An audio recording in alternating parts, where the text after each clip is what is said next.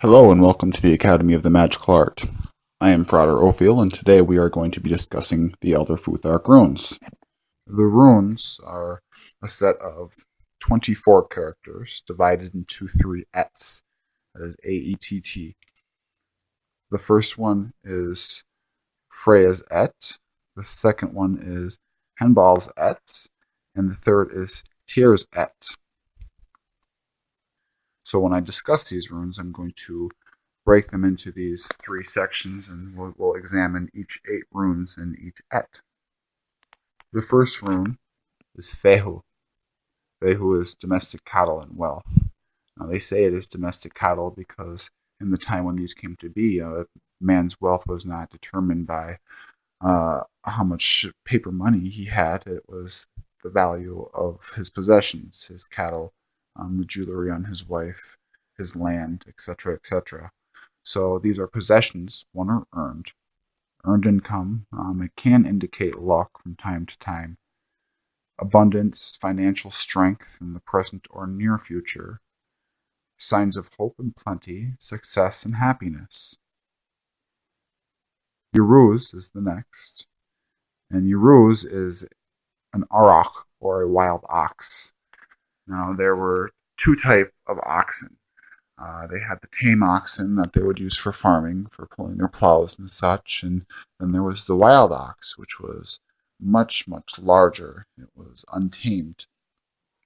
Physical strength and speed that was comparable by none. So Uruz is that essence, the physical strength, the speed, the untamed potential. It is a time of great energy and health.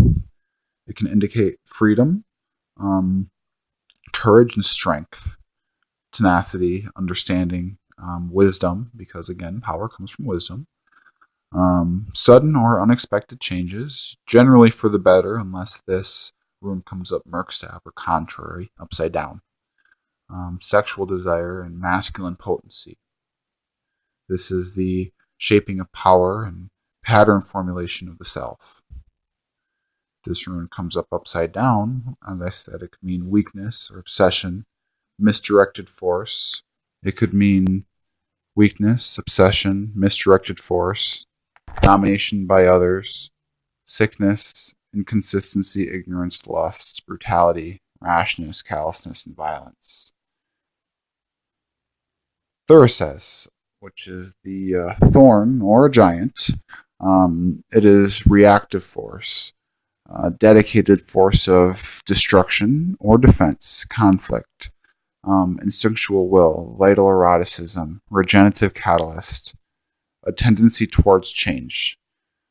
This can also be catharsis or self-injury, purging and cleansing fire, again, male sexuality, fertilization.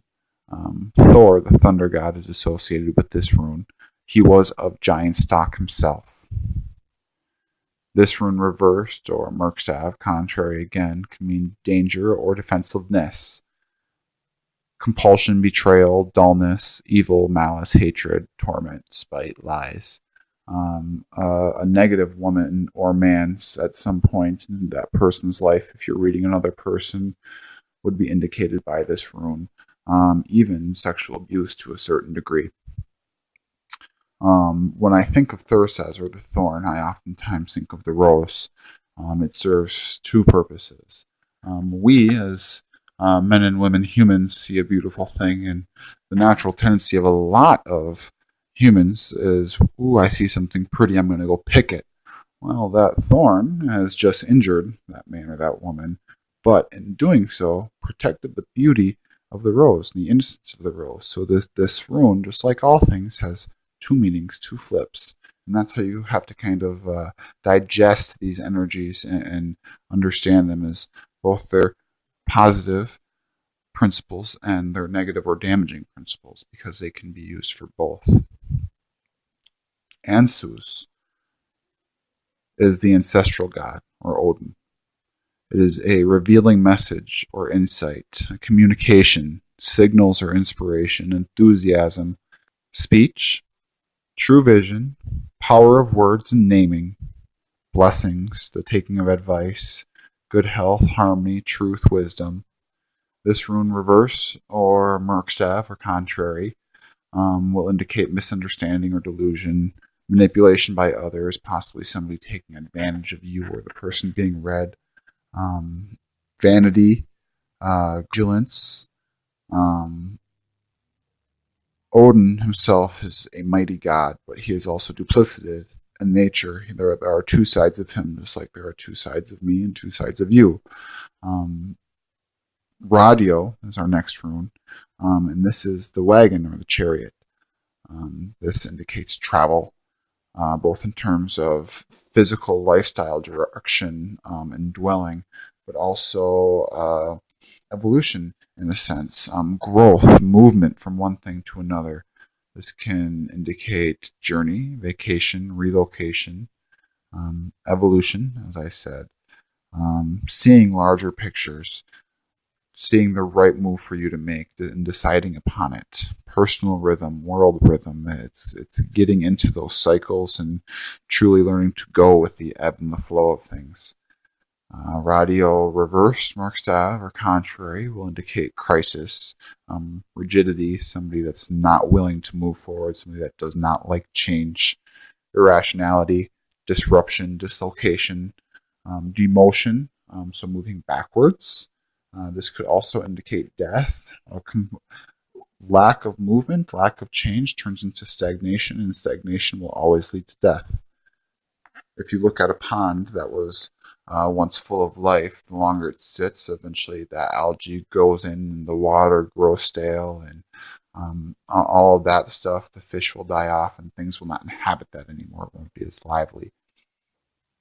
Kenaz is our next rune, and Kenaz indicates a beacon or a torch.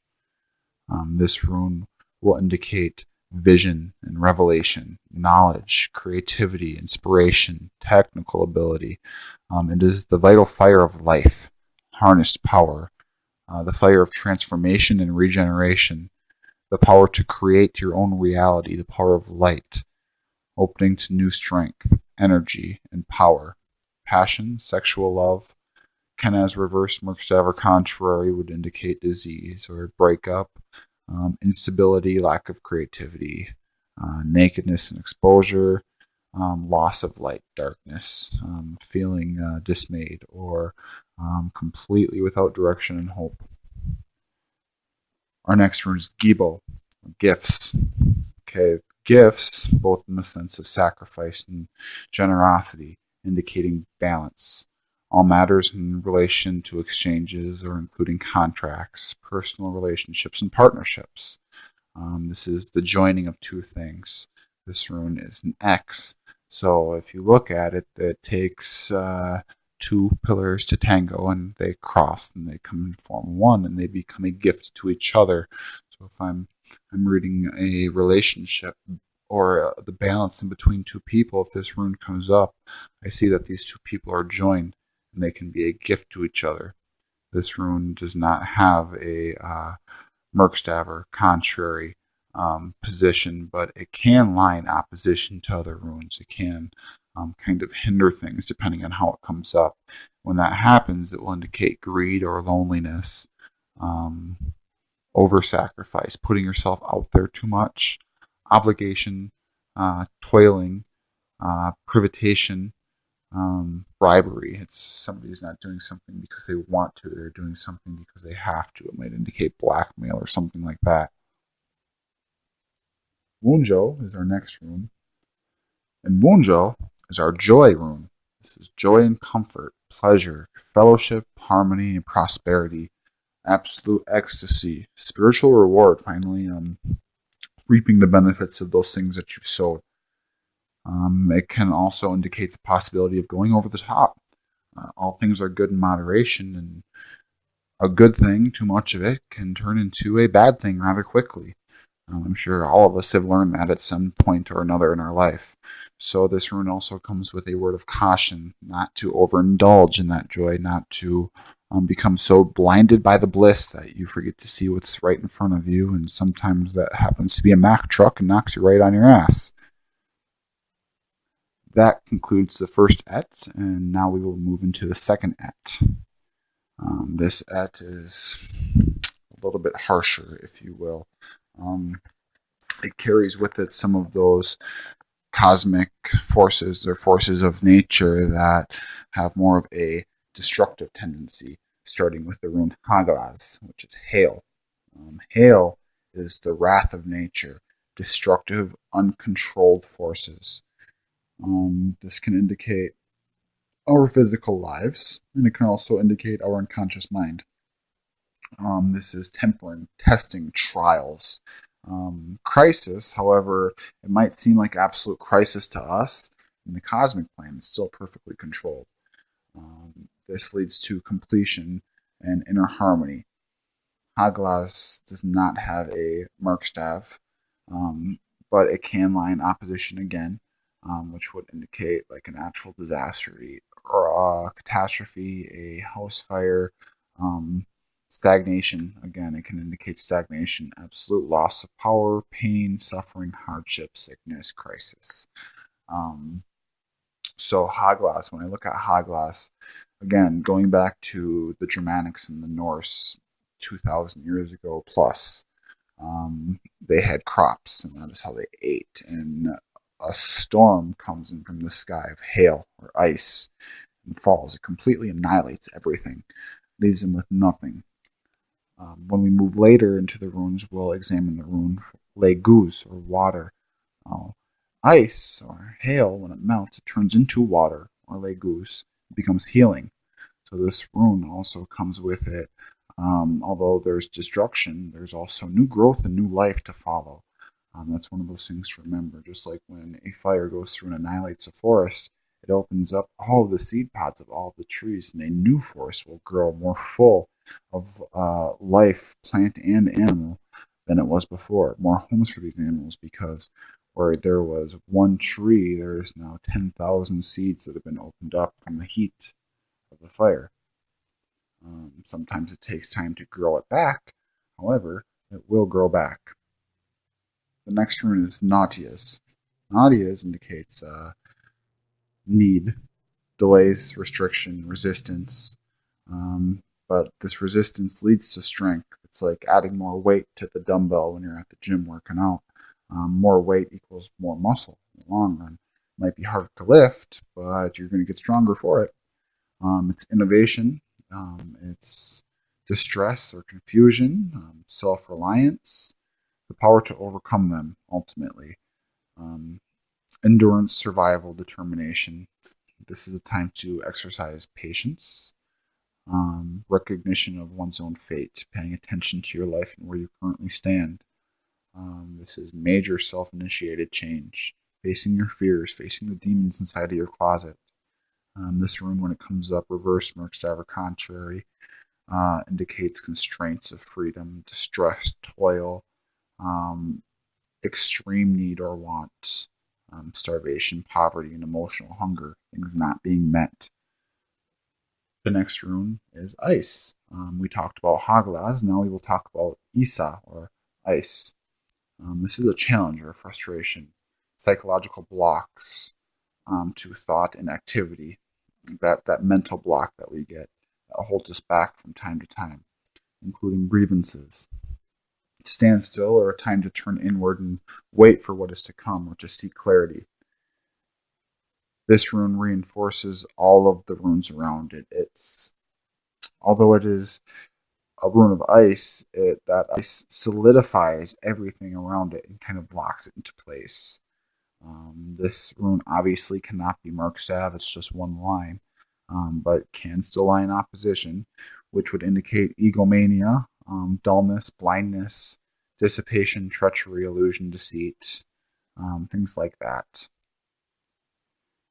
The next rune is jira. Okay, this is a year of joy or good harvest, reaping the benefits of what you've sowed, the results of earlier efforts being realized. This is a time of peace and happiness, a fruitful season, breaking through stagnation, hopes and expectations of peace and prosperity, the promise of successes earned, life cycles, cycle patterns of the universe, or cyclic patterns of the universe. Everything changes in its own time. Jira is another rune that cannot lie as merged or contrary, but can be in opposition, which would indicate setbacks, reversals, major changes. When I was learning the runes myself, I was told a story or a tale of a farmer, and this farmer plants his seeds, and then he sees them growing up and growing into shoots. And when that happens, he's left with two options. Either he can let his excitement take hold of him and run out to his field and pull his shoots up and not get any fruit as a result of it, or he can wait patiently and tend those shoots and give them more love and more energy and more attention and be given an extremely fruitful harvest as a result of that. And that's what I want to encourage you to do if you see this rune come up across your path. This rune is specifically indicative of a year and a day. So pay attention to what cycle you're in and mark it on your calendar. The next rune that we will talk about is aywas. Aywas is the yew tree. It is strength and reliability, dependability, trustworthiness, and enlightenment, defense and protection. It is a driving force to acquire, providing motivation and a sense of purpose. It indicates that you've set your sights on a reasonable target and can truly achieve your goals. Somebody that can be relied upon and is honest. This rune cannot be come up as being Merkstav. Obviously, if you flip it upside down, it's the same thing. Prethro is our next rune, and prethro is the lot cup or the vagina. So it is a female rune, and it indicates uncertain meanings or secret matters, mysteries, hidden things, and occult abilities, initiation, knowledge of one's destiny, knowledge of future matters and determining the future of your path, pertaining to things feminine mysteries, including female fertility. So when you see this, this could be something is going into a gestative period. You have to sit and nurture that for the next 6 to 9 months. It is a good lot or a fellowship and joy, evolutionary change. This rune, reversed Merkstav or contrary, will indicate addiction, stagnation, loneliness, and malice. So if we're looking at a lot cup and we're tossing some dice, those dice can either fall in our favor or they can fall not in our favor. So look at how this rune is positioned and think about that specific analogy when you're reading your runes. Alagis is the elk. It is protection. This is a shield rune. This rune is protective against urges and indicates shelter for oneself against others. It is defense. It is warding off evil, shielding and guarding, connection with the gods, awakening to higher life. It can be used to channel energies appropriately. If you look at it, it's 3 energies coming down and being channeled into one source. Following your instincts and keeping hold of success or maintaining a position won or earned. This rune, reversed or Merkstav, when it looks like a peace sign instead of like it does now, would indicate danger, consumption by divine forces, loss of divine link, and taboos, warnings, turnings away, that which repels. This rune, it is one of those runes that is multi-purpose. You can carve it into a candle. Any of these runes can be carved and used in candle magic, which we will be talking about at a later date. But I also really like to use it for warding my house. I will write it on a piece of paper and put it in a window, or lick my finger and draw it on my window or my door. A friend of mine had me come and ward his house one day, and this is one of the runes that I painted in red paint above his door frame. This is a rune that I like to use in red because red is fiery and passionate. So to really activate its power, I use it in red. The next rune is Willow, or the sun. Willow indicates success and goals achieved, honor. The sun is the life force. It is health, a time when power will be available to you for positive changes.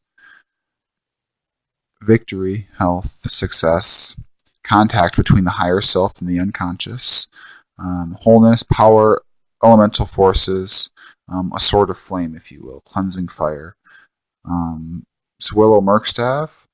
Uh, Willow cannot lie Merkstaff or contrary, but again, it can lie in opposition, which would indicate false goals and bad counsel, false success, gullibility, loss of goals, destruction, retribution, justice, casting down of vanity, and the very wrath of the gods.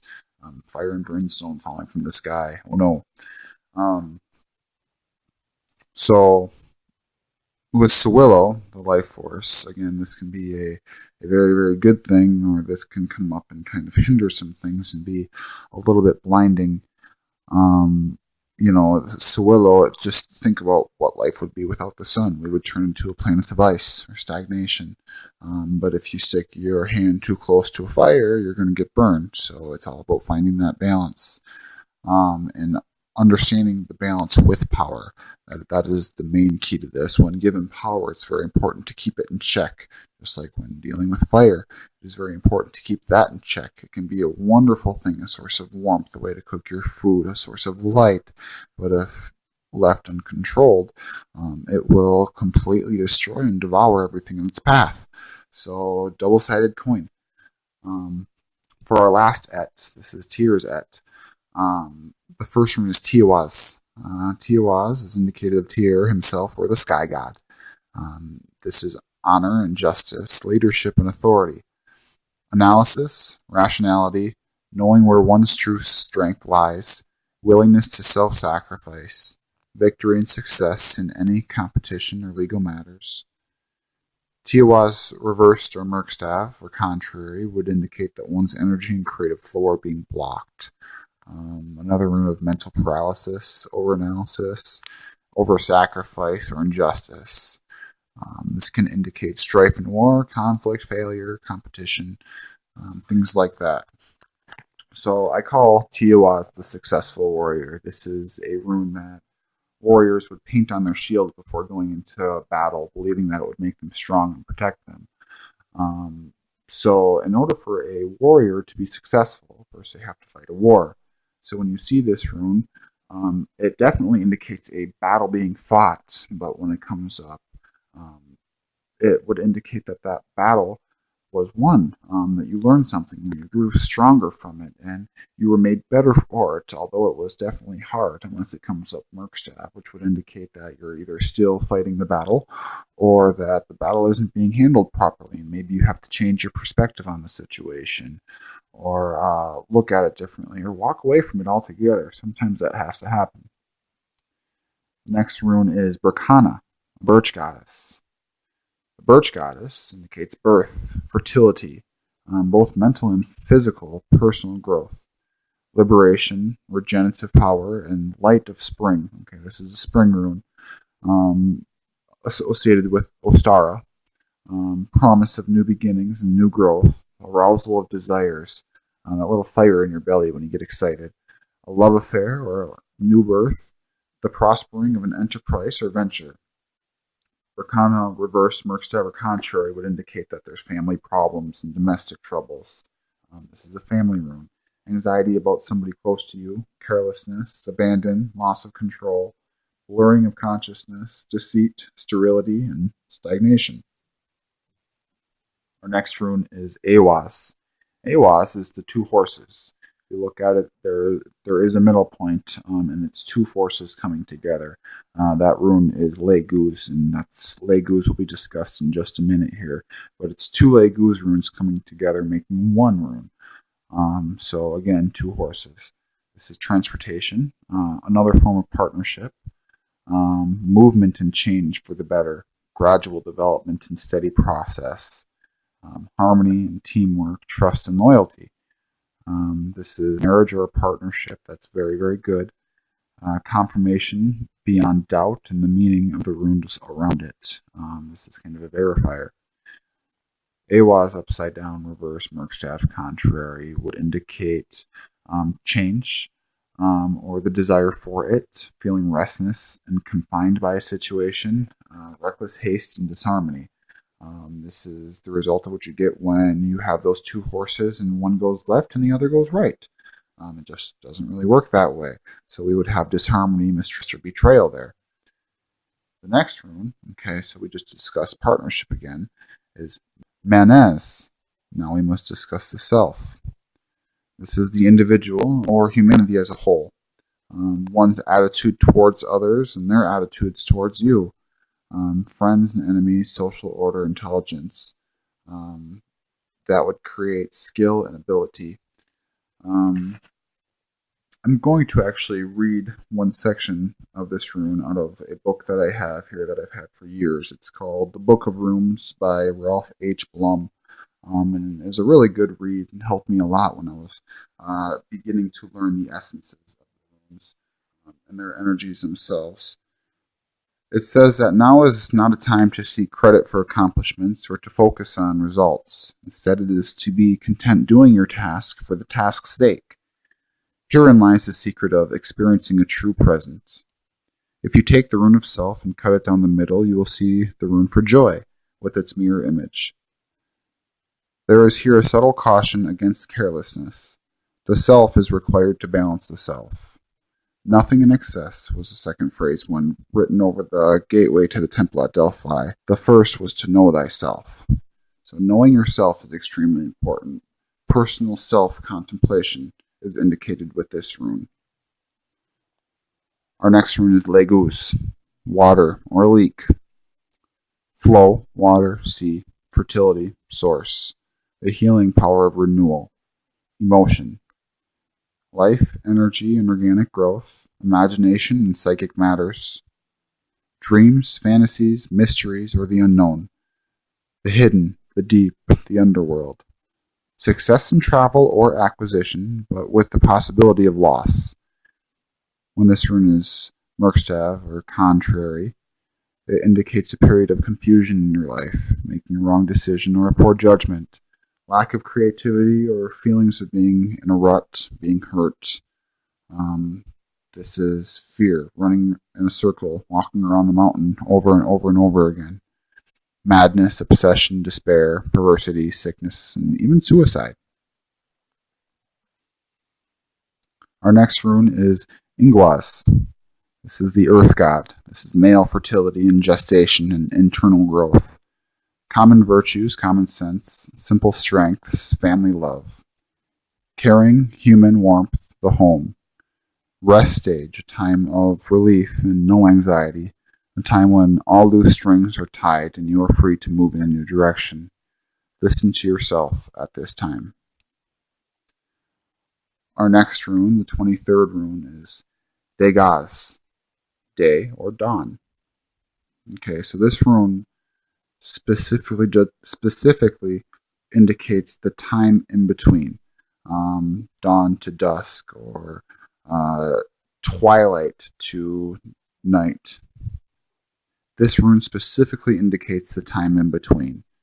When we see dusk going into night or morning going into day, it is that shifting of perspective and shifting of times. It is change, breakthrough, awakening, awareness. Daylight clarity and nighttime uncertainty. Both sides of the coin are indicated with this rune. This is a time to plan or embark upon an enterprise, the power of change directed by your own will, self-transformation, hope and happiness, the ideal, security and certainty, growth and release, balance point, the place where opposites meet.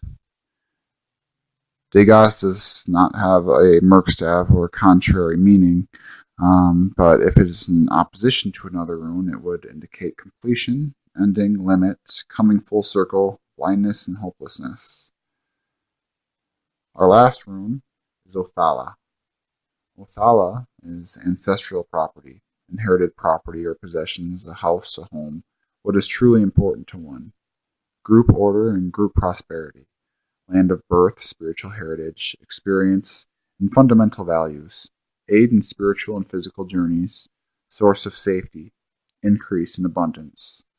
Othala reversed or Merkstav indicates a lack of customary order, totalitarianism, slavery, poverty, homelessness, bad karma making its way through, prejudice, clinginess, clannishness, or clickiness, things that can bind you down. So, as I said, these runes can be used many different ways. They can be used to ward your home and put them around the house to invoke certain energies.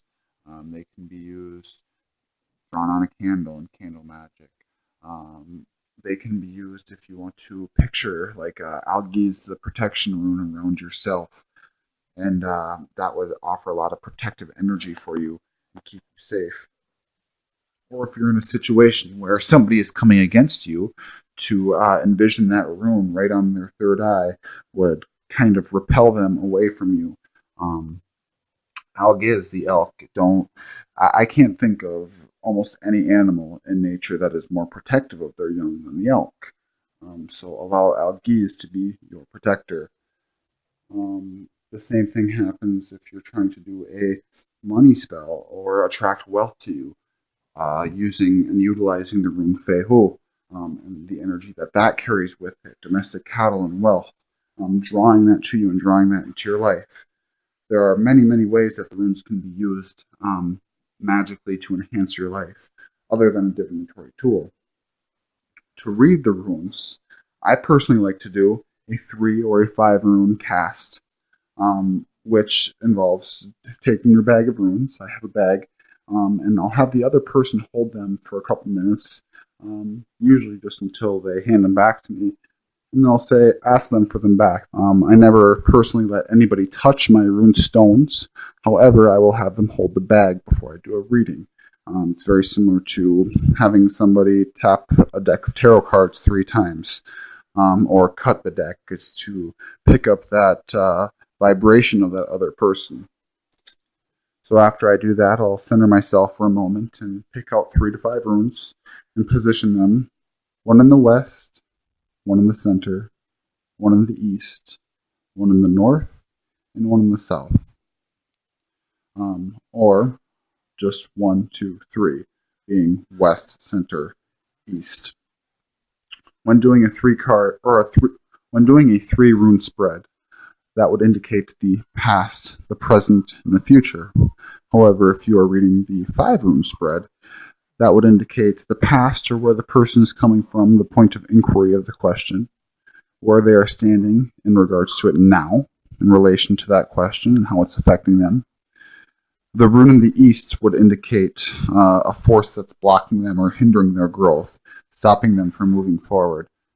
The rune in the north, I call the higher self rune, is the advice from the higher self. How can you move forward?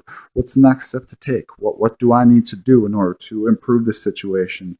And then the final rune is the final outcome, depending on whether or not that person will listen to that guidance or not. I suggest playing with them a little bit, getting to know them, familiarize yourself with the runes as much as you can.